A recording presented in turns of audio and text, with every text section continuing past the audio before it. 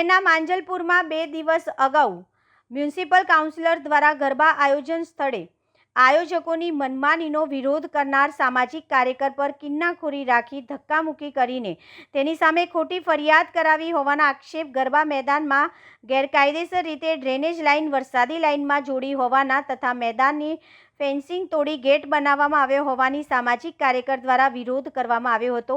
શહેરના માંજલપુર વિસ્તારમાં આવેલા ઇલેક્શન વોર્ડ નંબર 17માં પરોક્ષ રીતે સ્થાનિક મહિલા મ્યુનિસિપલ કાઉન્સિલર દ્વારા નવરાત્રી દરમિયાન પાલિકાનું ગરબા ગ્રાઉન્ડ 1ના ટોકન ભાડેથી મેળવી સમસ્ત પાટીદારના આયોજકોને સોંપી પોતે પણ આ ગરબાનું આયોજન કર્યું છે। અહીં ગરબા આયોજકો દ્વારા ગેરકાયદેસર રીતે વરસાદી અને ડ્રેનેજ લાઇનનું જોડાણ કરી પાલિકાના પાર્ક્સ એન્ડ ગાર્ડન શાખા દ્વારા લગાવેલી ફેન્સિંગ પણ તોડી નાખી હતી। સાથે જ કચરાપેટી પણ બંધ કરાવી આ જમીન પર મનમાની કરી રહ્યા હોવાના મુદ્દે સામાજિક કાર્યકર દ્વારા મીડિયા સમક્ષ રજૂઆત સાથે તંત્રના અધિકારીઓનું ધ્યાન દોરવાનો પ્રયાસ કર્યો હતો, જેની કિન્નાખોરી રાખી આજે મ્યુનિસિપલ કાઉન્સિલર ત્યાં પેવર બ્લોકની કામગીરીના સ્થળે પહોંચ્યા હતા, જ્યાં સામાજિક કાર્યકરને જોતા તેઓ ભડક્યા હતા અને સામાજિક કાર્યકરને તું ભાજપ અને મોદીનો વિરોધ કરે છે તેમ જણાવી ગર્ભિત ધમકી આપતા સામાજિક કાર્યકર દ્વારા ધમકી કેમ આપો છો તેમ પૂછતા મહિલા કાઉન્સિલરના પતિ અને પુત્ર બિટ્ટુએ સામાજિક કાર્યકરને ધક્કો મારી દિવાલમાં પછડાતા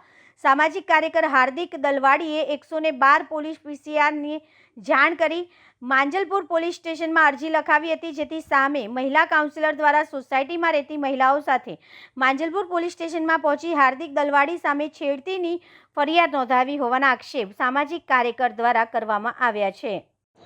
આપણે માંજલપુર વિસ્તારના મણિનગર ગ્રાઉન્ડ ઉપર અમારે ગરબા થાય છે, એમાં આયોજક શ્રી સંગીતાબેન પટેલ છે। એમને ત્યાં આગળ ફેન્સિંગ ને બધું તોડીને જે ગેરકાયદેસર કામ કર્યું છે એના વિરુદ્ધમાં અમે લોકોએ અવાજ ઉઠાવેલો અને અવાજ ઉઠાવતા અમે ન્યૂઝમાં ને એના માધ્યમમાં બધું આપેલું હતું। તો એની કિન્નાખોરી રાખીને ગઈકાલે અમારી સોસાયટીની બહાર કામ ચાલુ હતું, ત્યાં આગળ એ રહીશોએ એ લોકોને બોલાયા હતા ફોન કરીને।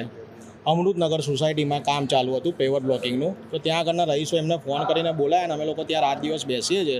તો અમને લોકોને જોઈને સંગીતાબેન અને એમના ઘરે જે કામ કરે છે એમના પીએ તરીકે દિલીપભાઈ વાળંદ એ લોકો મારી પર ઉશ્કેરાઈ ગયા હતા અને મારા પર અપશબ્દો બોલીને મને મારવાની કોશિશ કરતા હું ત્યાંથી હટી ગયેલ અને બાદમાં એમના પતિ અને એમનો છોકરો આવીને મારા પર જાનલેવા હુમલો કરતા હું ત્યાંથી ભાગી ગયેલ અને 112 પર ફોન કરીને પોલીસ સ્ટેશન ગયો હતો અને ત્યાં આગળ મેં મારો જવાબ લખાવ્યો હતો, પણ ત્યાંના રહીશોને ઉશ્કેરાઈને લઈને આવીને મારા વિરુદ્ધમાં કંઈક અરજી આપવાની એ કરતા હતા ત્યાં આગળ।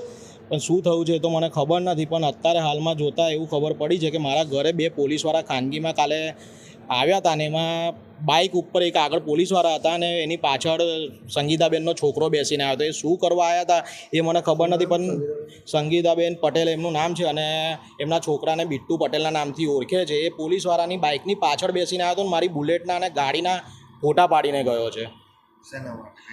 હવે શેના માટે પાડીને ગયો છે તો ખબર નથી। મેં આજીવન મારી જિંદગીમાં કોઈ દિવસ મને વ્યસન નથી કે કોઈ જાતનો મેં એવો કોઈ 2 નંબરનો ધંધો નથી કરતો। હવે મને એવું લાગે છે કે આ લોકો મને કોઈ બુટલેગર દ્વારા કે કોઈના દ્વારા મને ફસાવવાની કોશિશ કરશે અને મને ના છૂટકે રસ્તામાં બી કોઈ વખત મારા પર હુમલો થઈ શકે છે। મને હવે એવું લાગી રહ્યું છે કે રાજકીય કાવા દાવાની પાછળ આ લોકો મને ખોટી રીતે ફસાવવાની કોશિશ કરીને મારું મર્ડર બી હવે મારું થઈ શકે છે, મને એવું હવે લાગી રહ્યું છે। એટલે મને મારી જાનનું જોખમ છે।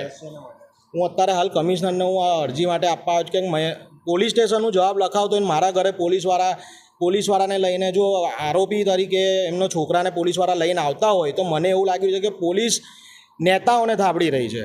એટલે અમે આમ જનતા માંગ તો એક જ છે કે સોશિયલ વર્કર તરીકે હું કોઈ બી જગ્યાએ જઈને હું અવાજ ઉઠાવી શકું છું, એટલે મને મારો અવાજ દબાવવાની આ લોકો કોશિશ કરી રહ્યા છે, જેથી મને હવે એવું લાગી રહ્યું છે કે મારી જાનનું પૂરું જોખમ છે। એટલે હું પોલીસ પ્રોટેક્શનની બી મારી માંગ કરું છું અત્યારે।